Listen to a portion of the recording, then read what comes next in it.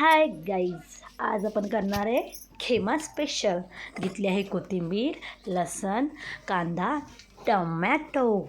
लसण आणि कोथिंबीरला मस्त ठेचायचं आहे. आपल्याला मस्त बारीक ठेचून घ्यायचं आहे आणि मग ठेचल्यानंतर आपल्याला करायचा आहे मसाला तयार. मग घेतला आहे मी 2 चम्मच, 1.5 चम्मच हळद आणि मग सुहाण्याचा चिकन मसाला आणि आपल्या चवीनुसार घ्यायचा आहे मसाला. लाल तिखट त्यात पाणी टाकलं आहे. मस्त त्याला पुरं पातळ होईस्तोवर त्यात पाणी टाकायचं आहे आणि मस्त हलवायचं आहे.